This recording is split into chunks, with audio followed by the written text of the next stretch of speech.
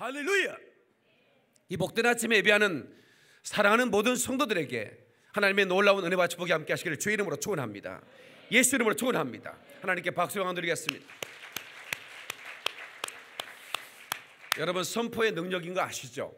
제가 좋습니다라고 우리 선포하는 순간에 온갖 좋지 않은 것들이 떠나가고 좋은 일들이 몰려오는 역사가 있는 줄로 믿습니다. 사랑하는 여러분, 어떻습니까? 믿음대로 됐죠. 하나님께 박수 영광. 그러리 할렐루야. 옆 사람에게 나만 보면 살만 나지요? 인사 좀 합시다. 나만 보면 살만 나시지요? 당신만 보면 행복해집니다. 이렇게 얘기해야 돼요. 시작. 당신만 보면 행복해지고 살만 납니다. 할렐루야. 아멘. 아멘. 여러분, 명절에 고스톱 치시죠? 안 치는 집안도 있는데 치는 집구석도 있어요. 그런데 패를 돌리잖아요. 그러면 이 패를 잘 가두면 이 고스톱에 이길 승산이 상당히 가능성이 많죠. 근데 인생도 마찬가지인 것 같아요. 태어나면서부터 패가 좋은 사람들이 있다니까요. 오늘 뭐 찬양 불렀던 우리 간사님 패가 좋구만. 원래 목소리도 예뻤을 것 같고 태어났을 때부터. 그래서 이게 패가 좋아. 근데 패가 좋지 않아도 고스톱에는 뒤집는 거 있잖아요. 그걸 뭐라 그러지? 밑장 까는 거 있잖아요. 이거 거기만 잘 맞아 돌아가면 이게 고스톱판이 패 가지고 되는 것만은 아니에요. 그거를 성경적인 언어로 은혜라고 그러는 거야. 이게 아무리 잘 이게 머리를 써도 뭘 또 뒤집는 게 많으면 쌌다 그런다 돼. 못 가져가는 거야. 그러니까 우리가 인생이 패가 별로 좋지 않아도 우리 은혜만 잘 받으면 우리 인생에 놀라운 역전의 역사가 있다는 것을 경험할 수 있기를 축원합니다. 저는 오늘 말씀에 붙잡혀 사는 것이 축복이다, 이런 제목으로 말씀을 전하겠습니다. 같이 한번 따라서 할까요? 말씀만이 나의 절대적인 힘이다.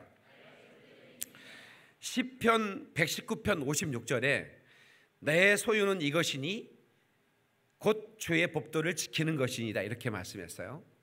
그러니까 내 소유가 뭐냐? 말씀을 지키는 것이다. 그러니까 여러분 통장에 있는 그 숫자 그런 것을 소유라고 말하는 게 아니라 진정한 소유는 하나님의 말씀을 지키는 것, 다시 말하면 그 말씀을 지켜 소유하는 것, 이것이 진정한 소유라는 거예요. 깨닫는 아멘 하십시다. 그러니까 이 말씀이 내게 소유가 되면 말씀의 능력으로 이 세상을 헤쳐가는 그런 능력이 생기는 거예요. 여러분, 우리가 염려 안 하려고 염려 안 할 수 있나요? 근데요, 진짜 쉽지 않아요. 염려를 안 하고 싶은데 염려가 생기는 거 어떡해? 근데 성경은 뭐라고 그래요? 항상 기뻐하라는 거야. 이게 미친놈이지 어떻게 항상 기뻐합니까? 세상 사람들이 볼 때는 항상 기뻐한다는 것은 그건 불가능해요. 그리고 그것은 미친 거죠. 아니, 어려울 때는 기뻐할 수도 없는 것인데 뭘 기뻐하라고 그러냐. 그런데 하나님의 명령은 그래. 말씀의 명령은 뭐라고 그래요? 그리스도인은 항상 기뻐해야 된다는 거예요. 항상 기뻐해요. 여러분, 항상 기뻐하면 어떤 일이 벌어지냐면 암에 안 걸립니다. 여러분, 미친놈 암 걸린 거 봤어요?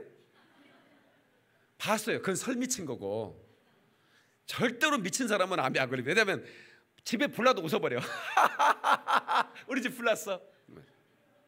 그러니 무슨 암이 걸리겠어요?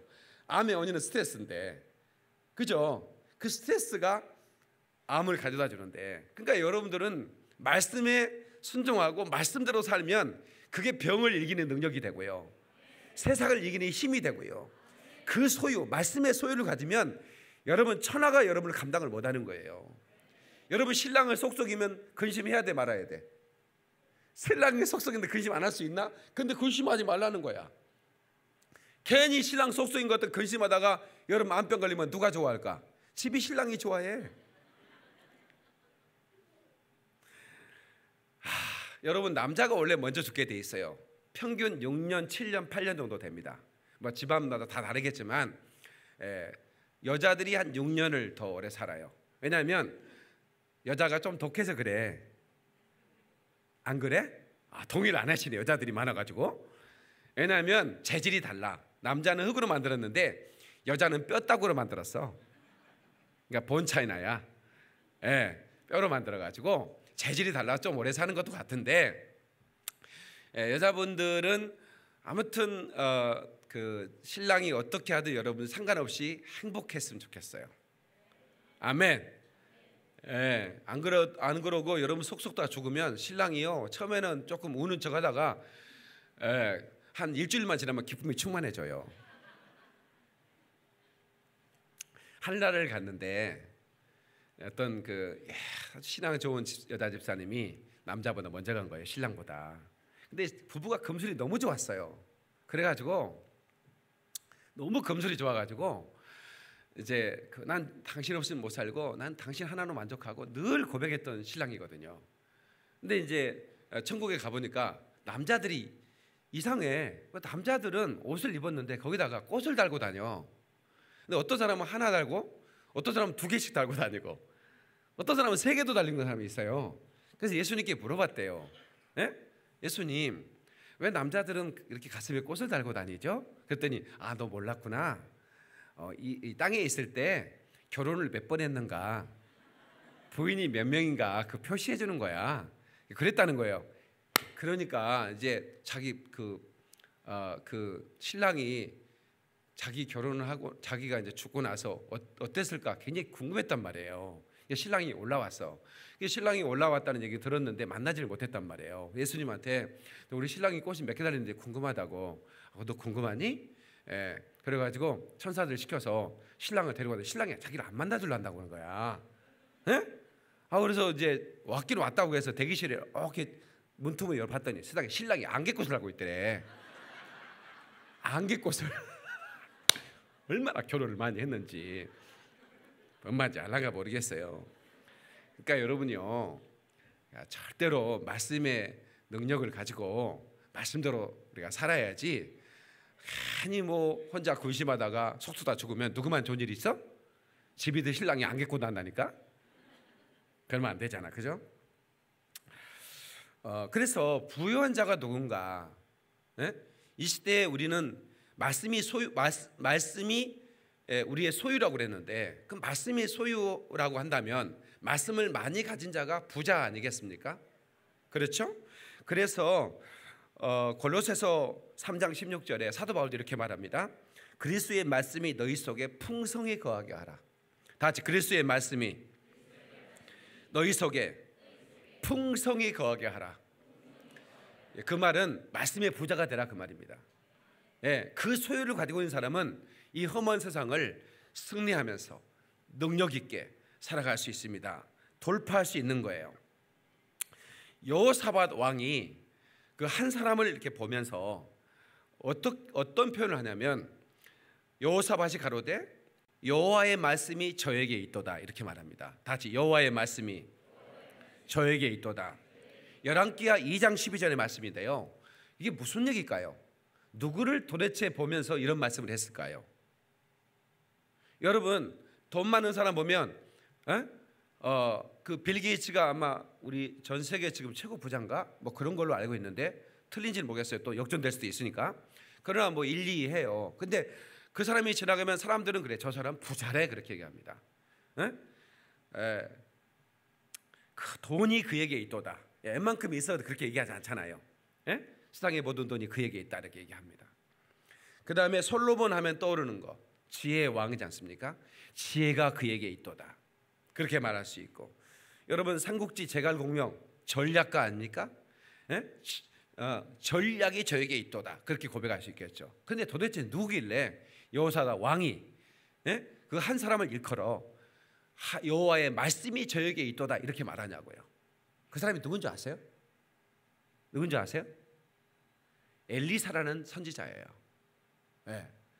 엘리사라는 선지자를 일컬어 여호와의 말씀이 저에게 있다 이렇게 말하는 거예요.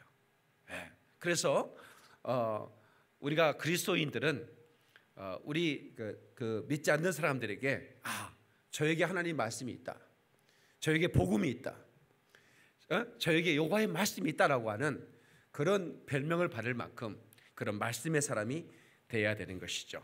아멘, 아멘, 아멘. 그래서 오늘 이 시간에 이 말씀을 듣고 우리가 이 말씀을 붙드는 역사, 그리고 말씀에 붙잡히는 역사, 아멘. 그러면 놀라운 역사가 있었어요. 예? 그 사랑이 나를 살리는데 사실은 그 사랑은 어떻게 표현돼요? 말씀으로 나를 살리는 거예요. 아멘. 그 손이 나를 사로잡는데 그 손이 뭐냐? 말씀의 손이 나를 사로잡는 거예요. 왜냐하면 여러분 요한복음 1장 1절에 태초에 말씀이 계시니라. 그 말씀은 곧 하나님이시니라 그러잖아요. 예? 그 말씀은 하나님이라고. 그러니까 하나님이 내 손을 잡았다는 얘기는 말씀이 저를 잡았다는 얘기죠. 그러니까 최고의 축복이 뭘까요? 말씀에 붙잡히는 축복이에요. 아멘. 말씀을 접수하는 거예요. 말씀에 정복당하는 거예요. 중국에 가면 탈북자들이 많습니다.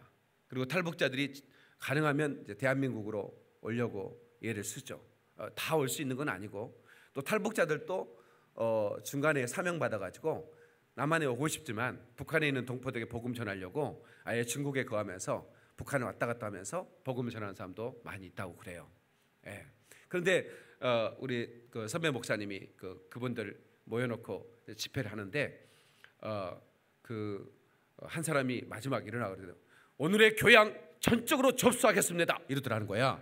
예? 설교를 듣고 오늘의 교양을 전적으로 접수하겠다 그러더래. 그 말이 뭐냐면 오늘의 설교 말씀을 절대로 내가 붙잡고 순종하겠다 그런 말이죠. 예. 그러니까 이 말씀을 접수하는 신앙, 말씀을 붙잡는 신앙이 가장 위대한 신앙이다. 아멘. 뭐든지 우리가 이 기록된 말씀을 가지고 이 사탄에게 들이대면 사탄이 꼼짝을 못하는 것을 우리가 봤어요. 예수님께서 그 금식한 다음에 사탄이 예수님을 시험하러 왔잖아요. 그런데 예수님이 뭐라고 해요? 기록되었을 때 이렇게 얘기하잖아요. 기록되었을 때. 예. 그러니까 예수님도 기록된 말씀으로 사탄을 이긴 거예요. 그것은 왜 우리 주님은 그렇게 안 해도 돼요. 그냥 떠나라 그러면 되는 건데 왜 굳이 그렇게 하셨을까? 그리고 그것을 성경에 기록하게 했을까? 너희들이 사탄을 이길 수 있는 방법은 말씀으로 이겨야 된다 이 말이에요. 아멘. 이 세상은 영적 전쟁입니다, 여러분. 눈에 보이지 않는 이 악한 영들이 여러분을 무너뜨리려고 얼마나 많은 괴계를 쓰는지 몰라요. 그런데 우리가 어떻게 그 괴계를 이길 수 있느냐고요. 방법은 딱 하나예요. 말씀으로 이기는 겁니다. 아멘. 아무리 일본 사람들이 독도를 자기네 땅에 우겨도 분명히 기록된 문서를 가지고 주장하는 거지 다른 건 어떻게 주장합니까? 그렇죠? 세송실록 지리지 50페이지 셋째 줄 하와이는 미국 땅, 대마도는 일본 땅, 독도는 우리 땅. 이게 기록된 문서잖아요. 아니 뭐 일본에서 오셨어 왜 이렇게 아멘도 안 하고. 기록된 문서를 가지고 주장을 하니까 꼼짝을 못하는 거죠. 과거에 일본에 있는 그런 지도에도 독도는 조선 땅이라고 다 기록이 돼 있다고. 예, 근데 그걸 폐기처분 하려고 이렇게 되겠어요? 이미 다 자료가 있는데. 말이 안 되는 얘기지. 그래서 우리 한번 주먹을 한번 줘보겠습니다. 하나님 말씀만이 나의 소유요 나의 능력이다. 우리 크게 한번 해보는 거 시작. 하나님 말씀만이 나의 소유요 나의 능력이다. 다시 한번 우리는 용사들처럼 해야 돼요. 그리스도인들은 믿음의 용사이기 때문에 하나님 말씀은 나의 시작. 하나님의 말씀만이 나의 소유요 나의 능력이다. 할렐루야. 박수로 영광. 그러리 할렐루야. 인생이 참 이렇게 호락호락하지 않죠. 예. 그래서 데일 카네디기는 그런 얘기했어요. 삶이 너에게 레몬을 내밀거든 레모네이드를 만들어라. 예, 유명한 얘기를 했는데요. 들어본 적 있으시죠? 예. 그러니까 이 삶이라고 하는 게 그 레몬은 뭐예요? 아주 시고, 예, 그냥 레몬 생각만 해도 막 침이 막 갑자기 막 올라오잖아요. 그 시고 내가 그것을 먹기 쉽지 않는 그런 것들을 내 삶에서 끊임없이 이렇게 다가오는데 그걸 달달한 레모네이드로 만드는 방법이 뭘까? 그게 바로 말씀의 능력이라니까요.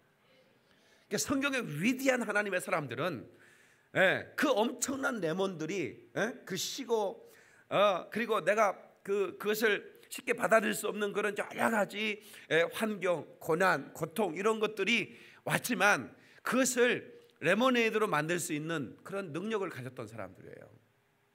그런데 그 한 사람 한 사람 모두를 살펴보면 그들이 말씀의 능력을 가졌더라 그 말입니다. 아멘이시죠? 말씀의 능력을 가진 거예요. 예. 여러분 마틴 루터, 종교 개혁한 사람이죠. 그가 그 카톨릭 사제였지 않습니까? 신부였는데 그 성경을 읽다가 이게 성경과 카톨릭의 교리는 너무 다르다는 것을 알게 됐죠. 그러니까 자기가 신부로서 무릎으로 막 그 성당에 있는 그 계단을 막 올라가는 고행도 해보고 뭐 금식되고 별걸 해봤지만 그런 자유를 누릴 수가 없었어요. 그런데 말씀을 읽으면서 이 말씀을 읽어보니까 이게 우리가 어떤 고행이나 이런 것으로 구원을 얻는 게 아니라 오직 믿음으로 구원을 얻는다는 것을 이 진리를 깨달은 거예요. 그래서 그가 그런 얘기했어요. 말씀에는 발이 있다. 그래서 말씀이 나를 추격해서, 그 사랑이 나를 추격해서 나를 사로잡는다. 말씀에는 손이 있다. 그 말씀이 나를 사로잡고 나를 붙잡고 나를 축복의 길로 인도하신다. 말씀에는 능력이 있다. 그 말씀이 나를 온갖 악한 영에서 나를 보호하신다. 이런 위대한 고백을 했는데요. 여러분, 우리가 이 말씀을 우습게 보면 안 돼요. 이따가 우리가 두 번째 챕터에 말씀 앞에 못된 고집을 부리지 말라 이런 챕터가 나오는데, 노새 그 사이들 있잖아요. 노새 사이 그 소돔과 고모라. 근데 그 아브라함의 중보기도 때문에 하나님이 천사를 보낸 거예요. 소돔과 고모라로. 그런데 빨리 이제 나오라는 거죠. 하나님이 소돔과 고모라를 멸하신다고. 근데 사이들이 뭐라고 그랬어요? 농담으로 여겼다는 거예요. 하나님의 말씀을 농담으로 여겼다는 거야. 이게 보통 문제가 아니죠. 그러니까 오늘 우리 그리스도인들이 하나님의 음성이 들려질 때 우리의 생각, 우리의 고집을 드러내면 안 되는 거예요. 아멘. 주의 말씀 앞에 순종을 통해서 그 말씀을 소유하고 그 말씀을 가지고 능력 삼아서 우리가 돌파하는 인생을 살아야 되는 거죠. 믿습니까, 여러분? 그래서 우리가 인생을 살면서 절대로 기죽지 말자. 하나님 말씀이 내 소유가 되면 절대로 기죽는 인생이 안 됩니다. 어떤 환경 속에서도 강하고 담대하고 그 말씀의 능력을 가진 사람은 눈빛이 반짝반짝하고 말이죠. 언제나 그 언어가 생명력 있고. 아멘 좀 합시다. 아멘. 장애물 앞에서 절대로 우울하지 않고 기죽지 않고 말이죠. 선포하며 나가는 거죠. 왜? 소유가 있으니까. 그 소유된 말씀을 가지고 나가는 겁니다. 복을 명하며 나가고, 장애물을 외치며 나가고, 홍해를 가르고 나가고, 여리고를 부수며 나가고, 요단강을 가르고 나가고, 계속 앞으로 전진하는 거예요. 이게 믿음인 거예요. 아멘. 말씀을 소유한 사람은 두려울 게 아무것도 없는 거예요. 그러니까 보세요. 여호와의 말씀이 저에게 있도다. 엘리사가 그랬잖아요. 근데 엘리사는 이 하나님께서 영감을 부어주셔서 그냥 그 적군들의 전략까지 전부 다 파악을 하고 있는 거예요. 그러니까 두려움이 없는 거죠. 그래서 사마리아 성에 엘리사가 묵고 있을 때 그 엘리사를 잡아야 된다. 왜 그 아람 적 군대가 우리가 작전만 하면 작전이 노출되니까 번번이 피하게 되는데, 뭐 때문에? 우리 지금 안에 첩자가 있느냐 말이야. 지금 우리 군단에 첩자가 있는 것 같다. 그랬더니 그게 아니라 이게 애국까지 소문이 난 거예요. 여호와의 말씀이 그에게 있어서 우리가 전략을 짜면 그 엘리사가 말씀의 그 지혜를 가진 사람이 다 알아버립니다. 그래? 그럼 어디 있는데? 정보에 의하면 사마리아 성에 있는 것 같습니다. 그럼 죽여. 그래가지고 엘리사를 죽이기 위해서 군대를 어마어마하게 보낸 거예요. 그래가지고 막 그 성을 겹겹이 싼 거예요. 그래가지고 그 선지자에게는 이제 함께 따라다니는 비서 한 분이 있었는데 그분이 게하시 아닙니까? 근데 그 게하시가 아침에 일어나가지고 이제 그 성 꼭대기에서 이제 아침 운동 스트레칭하려고 그래. 스트레칭하고 이렇게 스트레칭하는데 갑자기 성 밖에 새카만 군대가 막 둘러싸고 있는 거예요. 최대방 지사님 여기 봐요. 최대방 지사님 여기 봐. 제가요 눈이 2.0이에요. 이렇게 많은 사람 제가 다 눈빛을 보면서 설교하는 거예요. 텔레비 나가려면 알아서 해. 여러분 이름이 다 텔레비 나가니까.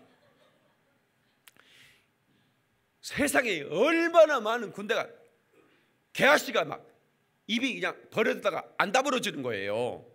그래서 겨우 그냥 입을 다물고 가가지고 선생님 큰일 났습니다. 선지자님, 우리 이제 죽게 됐습니다.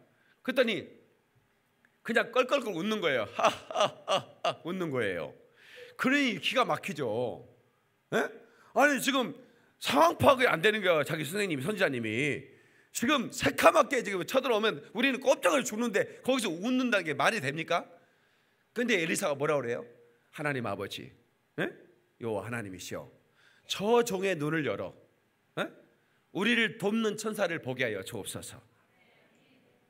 그래요. 게하시가 그 엘리사의 중보기도 때문에 눈을 열었더니 세상에 그 군대 뒤에요, 그 적군들, 그 새카만 군 뒤에 더 새카만, 더 엄청난 천사들이 말이죠. 새카만 천사는 아니구나. 에?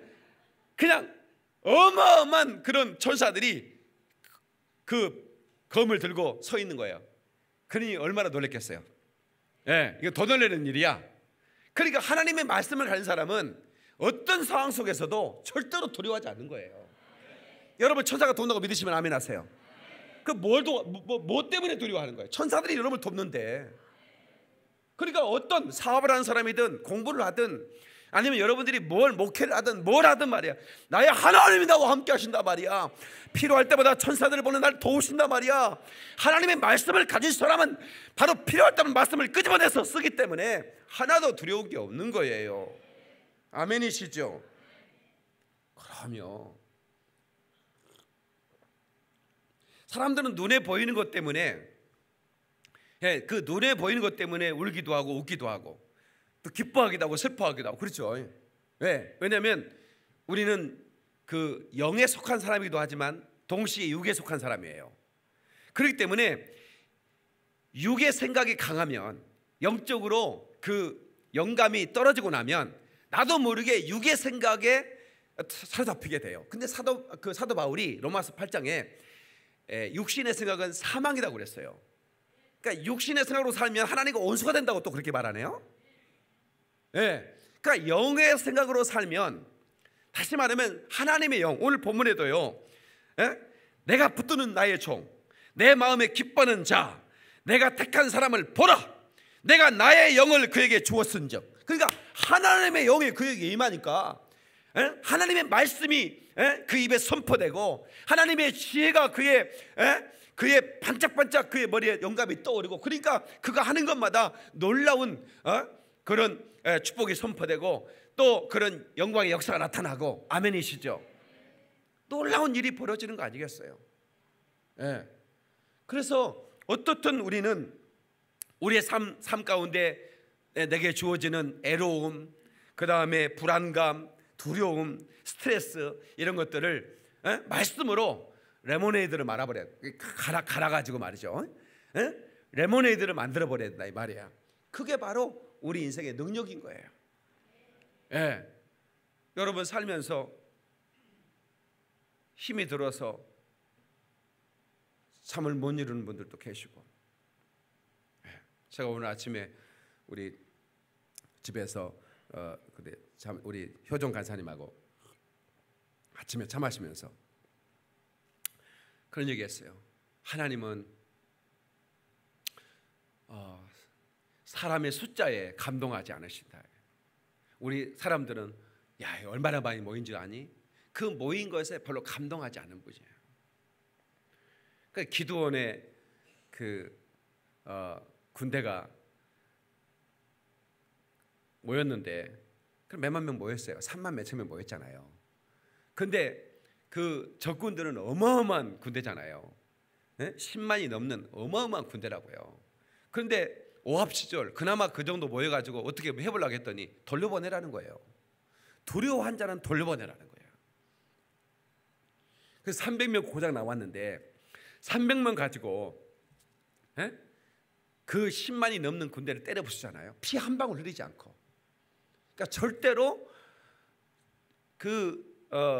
하나님은 그 사람의 숫자에, 사람들하고 상관없어. 사람들은 숫자에 굉장히 민감을 하고 또 일희일비하지만 하나님은 얼마든지 단 한 사람, 삼손 한 사람을 가지고 블레셋의 그 어마어마한 그 군대를 다 부숴버리잖아요. 나중에 삼손이 하나님 말씀을 벗어나서 머리 깎이고 그리고 눈알 빠져서 맷돌 노리는 신세가 됐지만 나중에 하나님이 삼손의 기도를 들어주잖아요. 내가 원수를 갚게 해달라고. 그랬더니 갑자기 머리가 이렇게 길어나면, 그리고 그 두 기둥으로 인도해달라고 부탁했는데 그 기둥을 잡고 이걸 밀어버렸는데 그 두 기둥이 무너지면서 그 안에 연애를 베풀던 블레셋 장군들 수많은, 그가 살아생전에 죽은 군대보다 더 많이 죽일 수 있었어요. 하나님이 함께 하시면 그게 얼마든지 가능한 일입니다. 아멘이시죠? 그래서 우리는 지금 내가 가지고 있는 통장의 숫자에 여러분들이 일희일비할 필요도 없고요. 여러분들이 살아가면서 그게 장냐 만냐에 일희일비하지 마시고요. 하나님의 말씀에 내가 붙잡혔느냐, 이게 더 중요한 겁니다. 내가 하나님의 말씀에 붙잡혔느냐.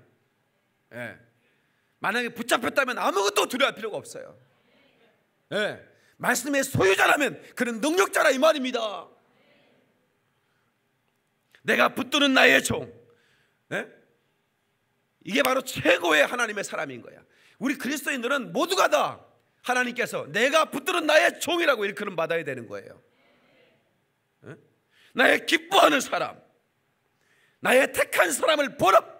내가 나의 영을 그에게 부어 만방에 이 복음을 선포할 것이다. 아멘. 하나님은 참으로 놀라운 아름다운 인격을 가지고 우리에게 다가오셔요. 그는 상한 결대를 꺾지 아니하고 꺼져가는 심지를 끄지 않는다. 사람들은요, 상한 결대를 꺾어버리고 싶은 거야. 꺼져가는 심지는 그냥 꺼버리고 다른 거 그냥 횃불을 들고 싶은 거지. 그런데 하나님은 바로 그렇게 나약한 나를 버리지 않으신다는 거예요. 아주 아름다운 인격으로 우리에게 다가오시면서 우리를 사랑으로 이끄시는 거예요. 그래서 사람들이 그걸 보고 그 교훈을, 그 말씀을 앙망할 것이다, 이렇게 말하고 있는 것입니다. 예레미야가 3장 57절에 내가 주님께 부르짖었을 때에 주님께서 내게 가까이 오셔서 두려워하지 말라고 격려하셨습니다. 이렇게 기록하고 있습니다. 에레미야가 두려웠다 이거야. 백성들이 다 하나님을 떠나고 그들이 하나님의 음성을 듣지도 아니하고, 오히려 선지자들을 오히려 더 능멸하고 하는 그런 분위기 속에서 그가 하나님께 부르짖었을 때 하나님 가까이 오셔서 두려워하지 말라. 두려워 말라 어린 양이여, 내 푸른 목장 기름 줬도다. 마라의 쓴물 달게 하신 목자, 그는 이미 쓴 잔을 마셨도다. 아멘. 두려워하지 말라는 거예요. 제가 그 청년 시절 거처가 없어서 독서실에서 이렇게 공부하면서 24시간 하는 독서실 있잖아요. 그 책상에서 엎어 자고 그리고 학교 가고 그렇게 살 때가 있었어요. 근데 제대로 먹지를 못하니까 몸이 많이 약해졌어요. 왜냐면 옆에서 누가 챙겨준 사람도 없었고 그냥 대충 끼니를 때우고 그렇게 사니까. 근데 제가 참 우리 주님으로부터 무한한 위로를 받았던 게, 내 삶에 레몬이 너무 쓰리쓴 레몬이 이렇게 오니까 살 맛을 잃어버렸어요. 그런데 어느 날 주님이 내게 가까이 오셔서 나를 만지시면서 두려워하지 말라. 내가 이미 쓴 잔을 마셨다 이거예요. 네게 다가온 레몬이 쓰지. 그러나 이제 너는 그 레몬을 레모네이드로 만드는 능력을 갖게 될 것이다. 제가 그 하나님의 위로를 받고 제가 거기서 펄떡 일어섰습니다. 그리고 놀라운 일이 벌어졌습니다. 내 안에서 더 이상 레몬이 쓰게 느껴지지 않았어요. 똑같은 환경이었지만 얼마나 기쁘고 얼마나 감격스럽고, 내가 만난 하나님을 전하는데 나하고 만나는 사람들은 모두가 다 예수를 믿는 거야. 하나님께 나오는 거야. 어제도 우리 선생님 한 분 제가 복음을 전하고 말씀을 전하고 꼭 주일에 오셨는데 오늘 오셨어요. 얼마나 감사한지 몰라요. 아마 처음으로 예배당에 오셨을 거예요. 박수 한번 치세요. 고맙습니다. 환영합니다. 사랑합니다. 예, 여러분, 근데 난 너무 놀랐어요. 저하고 5분만 얘기하면 무조건 나오는 거야. 하여튼 지나가다 만나도 5분만 얘기하면 이 사람이 교회당에 나오는 거예요. 예. 어떻게 되니 나도 모르겠어요. 내가 무슨 말을 잘하는 것도 아닌데 내가 그렇게 전도를 하면 그 전도의 음성을, 그 복음을 듣는 사람이 안 나오는, 견딜 수 없는 거예요. 예, 그게 놀라운 거예요. 제가 언젠가 그런 간증을 했죠. 제가 기도를 하는데 그 교회당에서 기도를 하는데 갑자기 일어나서 그 창밖을 내다보고 싶은 생각이 드는 거예요. 예, 그래가지고 내가 문을 딱 열었더니 그 창밖에서 어떤 일이 벌어지고 있었냐면, 나는 무슨 큰 소리가 나서 문을 연 게 아니에요. 그냥 갑자기 문을 열고 싶은 거예요. 그래서 문을 열고 이렇게 봤더니 어떤 사람을 치려고 하는 거예요. 바로 그 밑에 아래층 거기 길에서, 예, 뭘 가지고 치려고 하는데 내가 문이 확 열리니까 이 사람이 본능적으로 나를 보는 거예요. 나가 눈이 딱 마주쳤거든요. 근데 이 사람이 그 손을 내리고 가버리는 거예요. 그래가지고 뭐 사람들이 지켜보니까 이 사람을 뭐 이렇게 때리려고 하다가 그만뒀나 보다 이렇게 생각을 했지. 그래 나는 다시 기도했는데 1분 지났는데 갑자기 교회 문을 누가 두드리는 거야. 나가봤더니 그 사람이 나한테 온 거야. 웃기잖아. 나는 보기만 했는데. 그래서 어떻게 오셨냐고 그랬더니 얘기 좀 할 수 있을까요? 그래요. 들어오시라고. 그랬더니 좀 겁이 나기도 하고 또 그랬어요. 왜냐면 나는 청년이고 그분은 이제 40대 초반 정도 된 분이었어요. 그분이 그러는 거예요. 제가 내 인생의 절반을 교도소에 산 사람입니다. 예, 나는 내가 이 사람을 죽이겠다고 하면 단 한 번도 포기해 본 적이 없습니다. 그래서 내가 이 사람을 아까 목격한 대로 내가 그 사람을 죽이고 내가 오토바이를 타고 내가 어디로 갈 계획을 다 세웠습니다. 예. 근데 거기 지나간 사람이 없었어요. 나만 본 거야. 그걸 어쩌다는 얘기야 그게. 그래서요. 그랬더니 근데 난 누가 본다고 그것을 중단할 사람이 아니라는 거야. 저 사람이 진짜 무섭게 얘기를 하더라고. 예. 그래서요. 그랬더니 나도 모르게 내 손이 그냥 힘이 빠질 대로 내렸다는 거야. 이건 자기가 이건 믿을 수 없는 일이고, 정말 이거는 왜 이런 일이 벌어졌는지 잘 몰라서 자기 올라왔다 이거예요. 이거를 자기도 모르게 내가 보는 순간, 나하고 눈이 마주친 순간에 이게 확 힘이 빠져가지고 내렸다는 거예요. 자기가 뭘 봐서가 아니라. 예.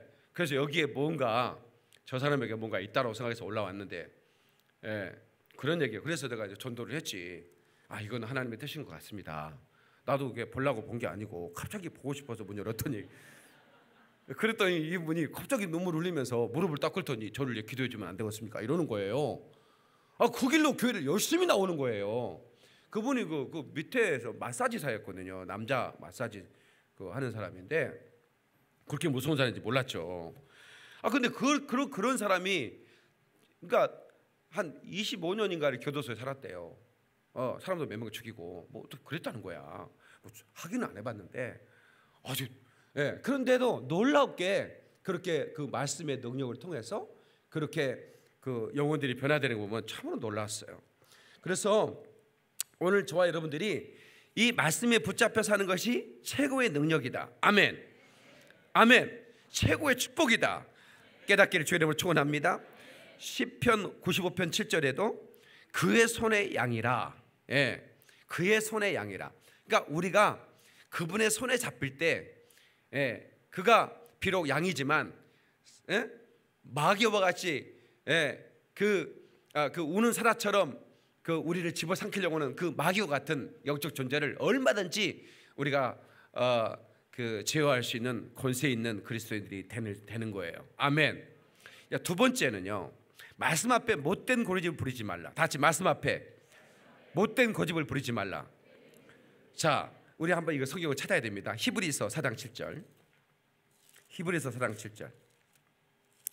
350 신약성경 356페이지예요. 356페이지. 히브리서 4장 7절이요. 자, 이거 합독하겠어요. 자, 찾으세요. 히브리서 4장 7절. 시작.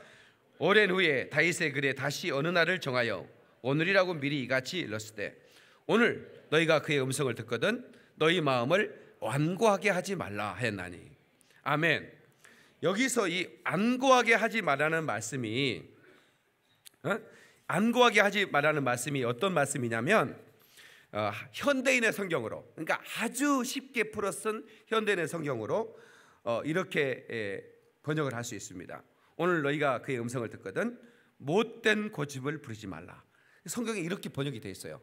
그러니까 안고라는 말을 잘 안 와닿아요 이게. 근데 못된 고집하면 조금 와닿죠, 그죠? 예. 그러니까 못된 고집을 부리지 말라는 거예요, 하나님 말씀 앞에. 그러니까 우리도 모르게 우리 하나님을 잘 섬기는 자인데도 불구하고 자기가 살아왔던 방식, 자기가 심지어는 그래. 여기 한강 신도시는 하는 여러 교회를 섬기다가 이제 신도시로 이사 와서 교회를 선택해 와요. 근데 내가 과거에 섬겼던 예배 방식, 또 섬겼던 교회의 스타일, 이런 것들을 가지고 또 고집하고 나는 그렇게만 예배할 거야, 나는 그렇게만, 이것도 문제가 돼요. 다시 말하면 이래요. 사도행전 10장에 보면 베드로가 기도를 하고 있었어요. 그러니까 끼니를 걸으면서 시장하더라. 그러니까 끼니를 걸으면서까지 기도를 깊이 하다 보니까 배가 고팠어요. 그런데 갑자기 하늘에서 환상이 열리면서 보자기가 하나 내려오는데 유대인들이 먹지 않는 그런 돼지 고기 같은 거 있잖아요. 그런 것들이 그만 음식이 보자기에 싸서 내려오는 거예요. 그러면서 하늘의 음성이 들리는 거예요. 잡아먹어라. 그런 음성이 들리는 거예요. 그래서 베드로가 나는 이렇게 불결한 음식을 먹지 않습니다, 이렇게 거절을 합니다. 또 두 번째 또 잡아먹어라. 세 번째까지 하나님의 음성이 들려요. 근데 베드로가 계속 거절을 합니다. 나는 이렇게 불결한 음식은 먹을 수 없습니다, 이렇게 얘기해요. 우리 사도행전 10장을 한번 볼까요? 사도행전 10장.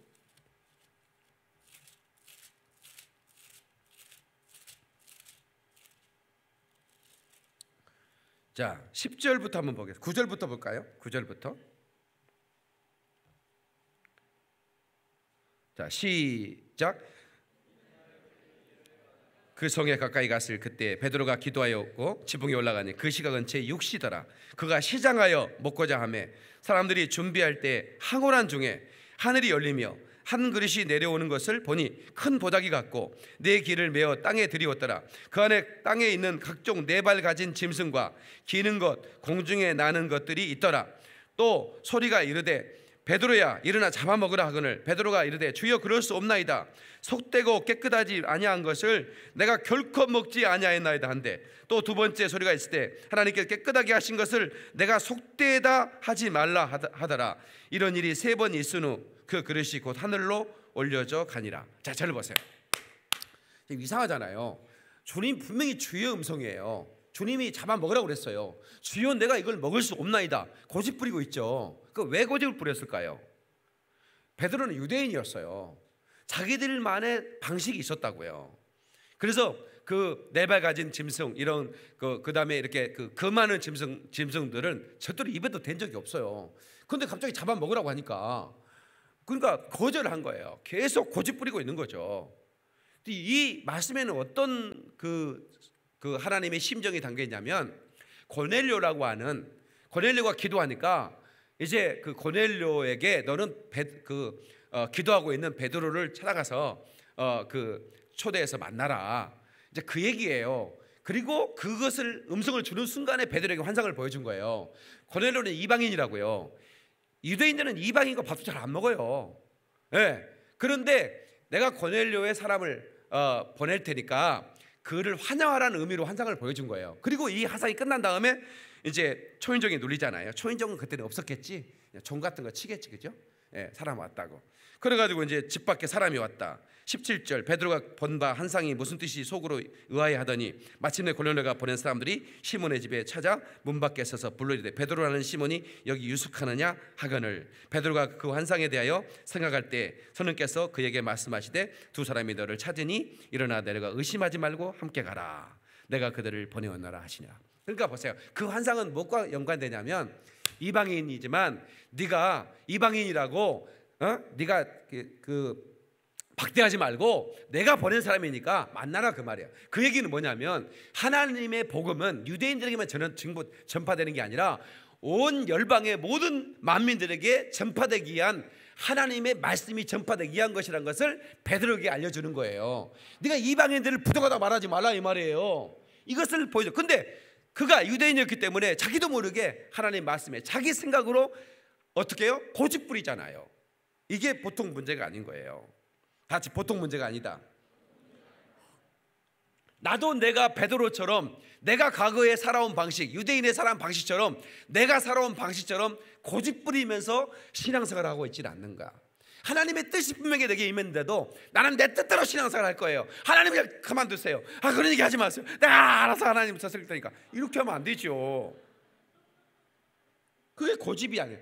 여러분 요나가 다시스로 가는 것도 고집 부리는 거지. 그렇잖아요. 니느웨에 가서 복음 전하는데 니느웨 사람들은 망해야 된다는 거야. 그게 유대인의 사고방식 아닙니까? 니느웨는 다 망했어. 다 죽어야 돼 저놈들은. 근데 저놈들에게 복음을 전하라고? 나 싫어. 그러면서 어디로 가요? 다시스로 가는 거예요. 왜냐면 배 타고 가버려야 하나님 못 부르니까 빨리 떠나는 거야. 네.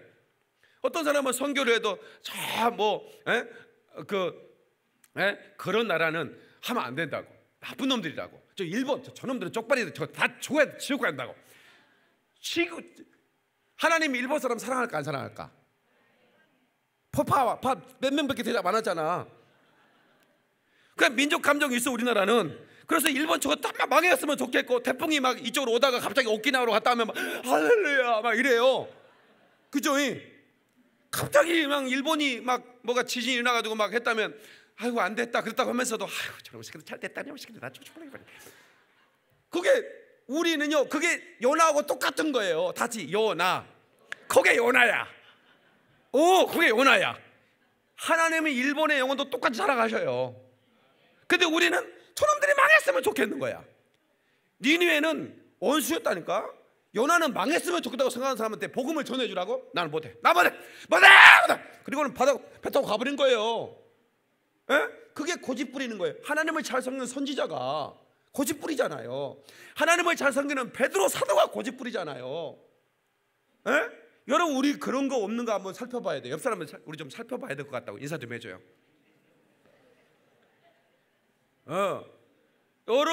여러분 뜻대로 그렇게 하면 안 되는 거예요. 하나님의 음성, 주님의 말씀, 성령의 감동 우리가 순종해야 되는 거예요. 아멘. 저는요 요즘 딱 깊은 잠을 못 자요. 왜 못 자냐고 물어봐줘야 내가 대답을 하지.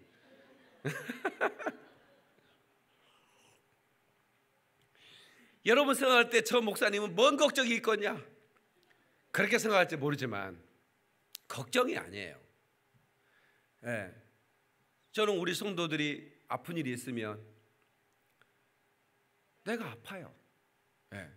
지금도 우리 성도 중에 지금 2분이 구속되어 있어요. 이 추운 겨울에 그 조그마한 방에서 그 고생하는 거 생각하면요 내 마음이 잠이 안 온다니까요. 지금도 우리 성도들이 참 이런저런 나한테 보고가 올라올 때 나처럼 긍정적으로 살려고 하는 사람도요 정말 참이 안 와요. 그래서 그냥 뒤척.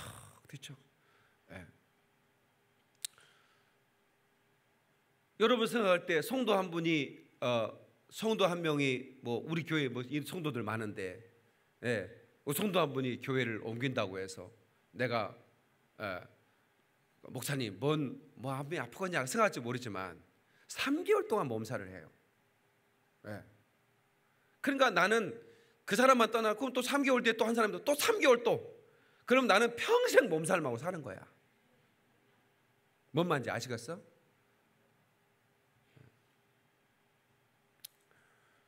네. 왜 그럴까요? 아니 그게 아니 우리 교회들은 교회 늘 성도들이 들어오잖아요. 그런데 내가 그렇게 아파야 할 이유가, 근데 그게 아닌 거예요. 그게 목자의 심정인 거예요. 우리 예수님이 이 많은 사람들이 주님을 부르짖고 예수를 믿고 또 하나님 찬양을 하는데 왜 주님의 마음은 그렇게 아플까요? 왜 주님의 눈물은 지금도 떨어지고 있을까요?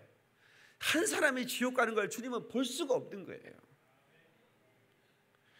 여러분, 성경의 백부장이 훌륭한 것은, 여러분 그 백부장은 로마의 지배인입니다. 석국에 있는 하인 한 명이 아팠다고요. 그 예수님께 찾아와서 우리 하인을 고쳐달라고 사정하고, 그게 엄청난 겁니다. 하인이요? 너 오늘부터 우리 집에서 일해. 그러면 하인 생기는 거예요. 얼마든지 하인을 더 구할 수도 있어요. 그런데 자기 집에 하인이 아프다고 직접 와가지고 그 부탁할 수 있는 그 마음은 사랑 아니면 해석할 수가 없는 거예요. 네?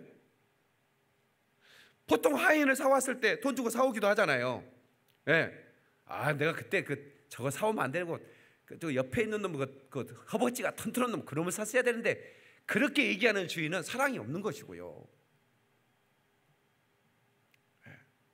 근데요, 정말 우리가 우리 하나님의 마음, 하나님의 마음, 그 하나님의 마음은 모든 이방인을 다 구원하는 것인데, 우리는 어떻게 해요?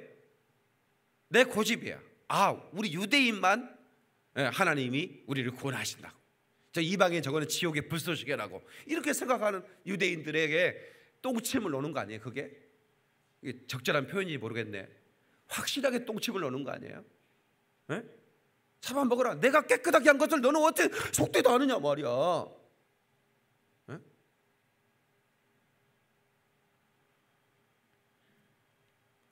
그래서 우리는 이 고집을 하나님 말씀 앞에서 고집 부려서는 안 된다라고 하는, 옆 사람한테 우리 고집 부리지 맙시다 인사 좀 합시다. 완고하지 말라. 완고하지 말라.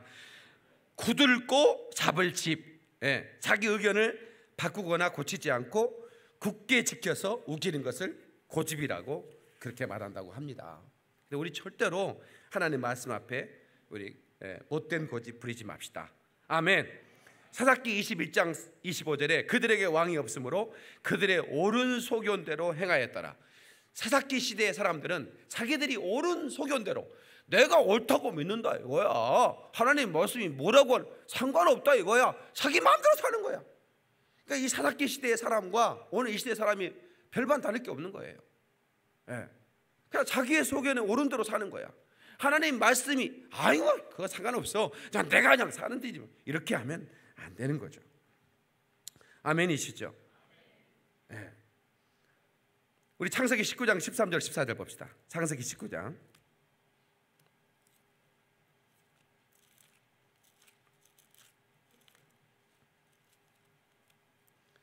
13절 14절.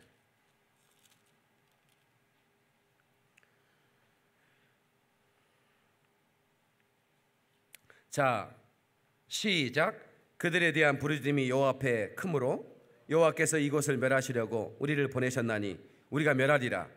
너시 나가서 그 딸들과 결혼한 사이들에게 말하여 이르기를 여호와께서 이 성을 멸하실 터이니 너희는 일어나 이곳에서 떠나라 하되 그의 사이들은 농담으로 여겼더라.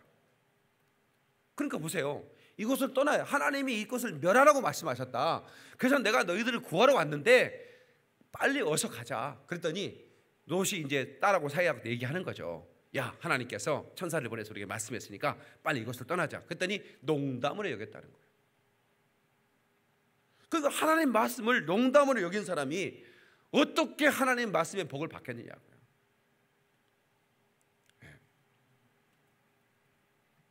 그래서 우리가 절대로 우리가 그 하나님 말씀을 붙잡고 순종하는 그런 복된 심령을 소유하시기를 주님의 이름으로 축원합니다. 마지막으로 말씀을 붙드는 자들은 장애물이 없다라는 거예요. 다시 말씀을 붙드는 자들은 장애물이 없다. 시편 119편 165절 봅시다. 시편 119편 165절. 자, 찾아보세요. 이런 귀한 말씀이 있어요. 165절.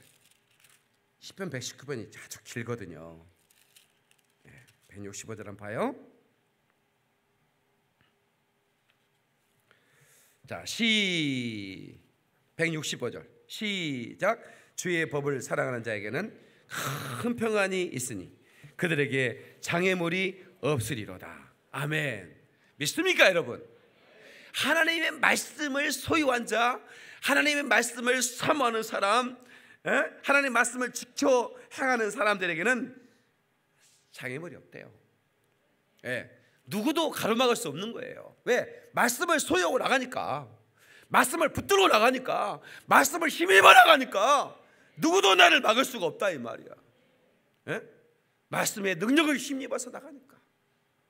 그러니까 여러분 다른 거 없어요. 여러분들이 먼저 내가 부자가 되고 싶다면 먼저 여러분 말씀의 부자가 되세요. 여러분 2017년은 새로운 한 해는 우리가 더 말씀에 붙잡혀 삽시다. 좀 더 말씀을 더 읽고 그 말씀을 내가 믿음으로 선포하면서 그 말씀을 소유로 삼고 그 말씀을 통해 장애물을 없애버리고 우리 돌파하는 삶을 사십시다. 아멘. 그럼 놀라운 일들이 일어나는 거죠. 제가 지갑에 대한 얘기했죠. 지갑을 악어 가죽으로 아주 비싼 메이커 가죽을 사는 게 문제가 아니라 하나님이 그 지갑 속에 물건이 흘러갈 수 있는 축복을 집어넣느냐가 중요한 거라 이 말이에요. 그러니까 내가 신학교 다닐 때 그 간증은 제가 잊을 수 없는 거죠. 제가 고민했지 않겠어요? 백화점 가서 악어 가죽 지갑을 사느냐, 아니면 다리 위에 있는 할아버지가 파는 비닐을 가죽을 지갑을 사고 그 남은 돈으로 축복 기도를 받으냐. 근데 고민 잠깐 했지만 고민거리가 아닌 거야. 내가 볼 때는 주의 종의 축복이 어마어마하다. 그러니까 여러분 보세요. 하나님은 주의 종을 통해서 축복하게 하시거든요. 그러니까 근데 그 축복은 하나님이 하시는 거예요. 주의 종은 도구만 되는 거야. 근데 주의 종이 축복할 때 그 축복이 내게로 임한다라고 믿는 사람에게는 반드시 그 축복이 임합니다. 근데 나도 믿잖아요. 그러니까 그 학교 다닐 때 내가 전도사 때죠. 그 뭐 목사님을 못 모시고 하지. 어떻게 목사님한테 가서 다리 위에 올라가 가지고 같이 가 가지고 축복기도 해달라는 얘기를 하겠어요? 그러니까 이제 그 같이 기숙사에서 공부하는 전도사님들한테 주의 종들이니까 그분들도 짜장면 살 테니까 갑시다. 그랬더니 다 따라 나서는 거야. 짜장면 저기들 이쪽 돌아가니까 왜 이쪽 돌아가냐 해서 그냥 사주겠는가 뭘 좀 해야지. 그래가지고 이제 한 7, 8명이 따라 나섰어요. 내 기억에 한 8명 정도 된 것 같아. 그래서 이제 옥상으로 올라가, 이거 6개월 올라가. 할아버지가 가운데쯤에 이렇게 신문지 깔아놓고 자판을 벌려. 거기에 이제 지갑이 있길래 내가 이제 할아버지 그거 팔지 마세요. 내가 이따 사러 올 테니까. 3,000원짜리 지갑이야. 근데 나한테는 3만 원이 있었어요. 백화점 가면 아주 좋은 지갑을 살 수 있어. 악어 가지고 된 거. 근데 그거 안 사고 제가 주의 종들 8명 데리고 와가지고 지갑 3,000원 사가지고 내 거 됐으니까 내가 딱 들고 8명이 손을 딱 다 올려가. 축복기도 좀 해주세요. 이 지갑에 돈 좀 안 떨어지게 해달라고. 그러니까 막 짜장면 사준다니까 막 이 사람들이 막 주야 우리 박 전도사님의 지갑 속에 하나님 물권의 축복이 뭔 축복이 막 축복기도를 막 침투가면서 하더라고. 할렐루야 아멘 갑시다. 기분 좋게 짜장면 샀지. 그 뒤부터 내 지갑에 돈 안 떨어졌다는 거 아세요? 나는 진짜 언제나 나도 진짜 아무것도 없는 사람인데도 불구하고 그때 그걸 하나님 보셨던 것 같아. 내가 얼마나 그 야곱이 그 아버지가 그 늙어가지고 그 눈도 어두워가지고 큰 아들인지 작은 아들인지 구분도 못할 만큼 뭐 치매 비슷하게 걸릴 정도로 그렇게 연세가 든 아버지한테 축복기도 받고 싶어갖고 팥죽 한 그릇 먼저 장자권을 산 다음에 그리고 아버지한테 가가지고 변장까지 해가지고 양털로 막 가슴에 털도 붙이고 해가지고 가가지고 너 누구냐 했더니 저 에서입니다. 그때 어떻게 만져보자. 만져보니까 털이 있거든. 너는 어떻게 몸은 에서인데 목소리는 야곱이냐. 이게 이삭이 속았을까 아니면 진짜로 모른 척 했을까?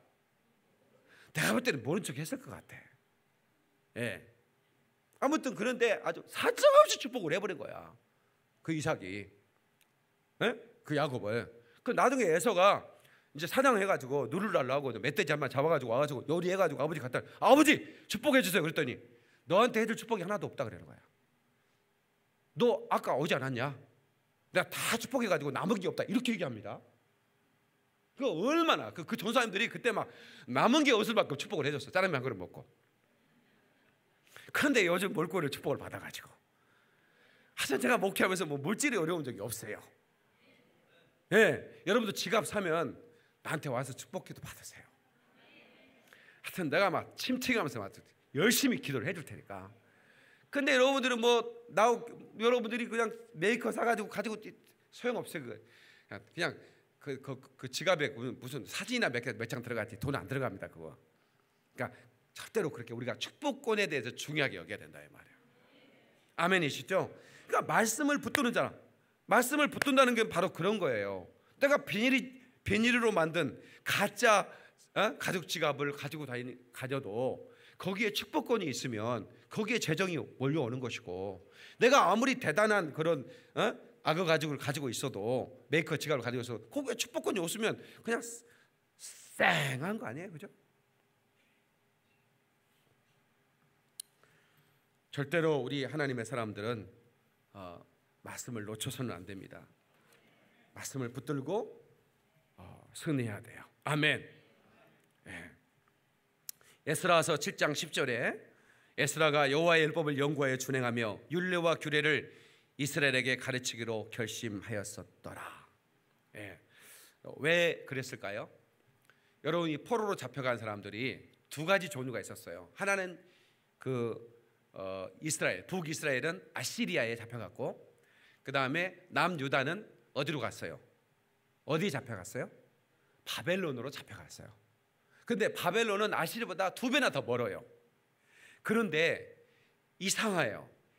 똑같은 그 아브라함의 후손들인데 북이스라엘 사람들은 아시리아에 잡혀가가지고 완전히 아시리아의 문화에 사로잡힙니다. 그 사람들이 예배도 드리지 않고 아시리아 섬기는 우상을 같이 섬기고 그대로 결혼도 하고 그래가지고 완전히 동화돼 버립니다. 예. 그래서 그 아모스 같은 선지자들을 보내요. 근데 막 그들이 귀 기울이지 않습니다. 그래서 하나님 말씀이 없는 기간이다 그런 말씀. 하나님 말씀을 보내지 않겠다 이거야. 예. 근데 남유다는요 사자굴에 집어넣고 막 불 가운데 집어넣고 다니엘이 남유다 출신 아닙니까? 나중에는 그 유대 족속을 전부 다 멸해버리려고 아주 히틀러처럼 전부 다 죽일 계획을 세웠었는데 하나님이 그들을 살려내시잖아요. 결국에는 페르시아가 이제 그 땅을 정복해가지고 돌려보냅니다. 예, 돌려보내요. 그래가지고 이제 손에 손잡고 손자 할아버지 잡혀가던 그대로 그 모습으로 다시 70년 만에 귀환을 합니다. 예, 그런데 그들은 오자마자 하나님을 예배하고 성전을 수축하고 그들의 모습이 달라요. 북이스라엘과 남유다의 사람 왜 그런 줄 아세요? 그게 말씀을 가지고 있느냐가 아니냐 다르더라 이 말이에요. 말씀을 소유한 그 족속들은 포로로 잡혀가온 가운데도 얼마나 하나님 말씀을 우리가 말씀대로 살지 못해서 우리가 이 포로가 됐고 예루살렘 성전이 무너졌기 때문에 우리가 포로로 잡혀왔지만 하나님을 예배하자 말이야. 다니엘처럼 말이죠. 죽으면 죽으라 기도하고 말이죠. 그렇게 목숨 걸고 말씀을 지키려고 했던 사람이 있었기 때문에 하나님이 회복시켜가지고 말이죠. 아멘. 그러나 똑같은 아브라함의 후손이지만 그들이 말이죠 하나님 말씀을 버리고 사니까 동화돼가지고 우상숭배가 더 지옥 백성 돼버리고 말지 않습니까? 누구 하나 그들의 그 백성들을 세울 수 만한 그런 말씀이 없는 거예요. 아예 하나님 말씀을 보내지 않아 버리는 거예요. 말씀을 보내지 않는 것이 저주예요. 네. 오늘날 우리에게 축복은 하나님 말씀이 내게 있는 게 축복이에요. 믿습니까 여러분? 그래서 오늘 저와 여러분들이 이 말씀을 따라 사는 복, 말씀대로 사는 능력, 아멘. 이 말씀에 소유할 수 있는 권세, 말씀이 나의 절대적인 힘이라고 믿고, 아멘. 여러분 젊은 청년들, 여러분들이 가지고 있는 학벌이나 스펙이 여러분의 힘이 아니에요. 여러분 진짜 인생을 본질적으로 파고 들어가 보면 가장 중요한 소유가 뭐냐면 그게 바로 말씀인 거예요. 청년들이 말씀을 붙들고 있으면 누구도 감당할 수 없는 거예요. 그 사람 앞에 장애물이 없다니까요. 장애물이 있을 수가 없는 거예요. 성경이 분명히 말하고 있잖아요. 하나님 말씀을, 그 규례를 지키는 사람은 장애물이 없다는 거예요. 말씀대로 살아보자고요. 주님 뜻대로 한번 살아보자고요. 내 고집을 내려놓자고요. 내 생각을 내려놓고 내 뜻을 버리고 하나님의 말씀을 붙들자 이 말입니다. 그러면 주님이 내 종, 내 택한 종을 보라. 내가 그를 붙들고 내가 그를 축복하리라. 그렇게 말씀을 깨닫는 박수들과 그러리 할렐루야. 여러분 이 음성을 주님의 음성으로 들으셔야 됩니다. 이제 한 해가 저물어가고 있는 이 시간에 여러분 우리는 과연 내가 말씀대로 살려고 했는가? 아니면 한 해 동안 내 고집대로만 살았는가? 아무리 주님이 여러분의 감동을 하고 아무리 주님이 여러분들에게 권면을 해도 아무리 여러분들에게 요청을 해도 주님 미안하지만 간섭하지 마세요. 신앙생활 내가 좀 할게요. 그렇지만 내 방식대로 하는 겁니다. 그러면 안 되는 거예요. 그러면 안 되는 거예요. 절대로 말씀 앞에 고집 부리지 말고 그러잖아요. 너희 마음을 안고해서 고집 부리지 못된 고집을 부리지 말라고 그러잖아요. 세상에 그렇게 충만한 선지자도 그렇게 충만한 베드로 사도도 자기도 모르게 고집을 부리고 있는 것을 하나님이 깨닫게 해주시잖아요. 깨닫기를 주의 이름으로 축원합니다. 절대로 우리의 모습이 완고한 모습이 돼서는 안 되는 거예요. 하나님 말씀하여 주시옵소서. 내가 순종하겠습니다. 그때 기적이 일어나는 겁니다. 그때 돌파가 이루어지는 겁니다. 그때 장애물이 떠나가는 겁니다. 흉악한 것들이 풀어지는 거예요. 아멘. 말씀을 사모하세요. 말씀에 붙잡히세요. 말씀을 소유로 삼으세요. 그러면 여러분들은 참으로 부유한 사람이 되는 겁니다. 영적으로 부유한 사람이 될 때 여러분 환경의 모든 환경이 나를 추격해 오는 거예요.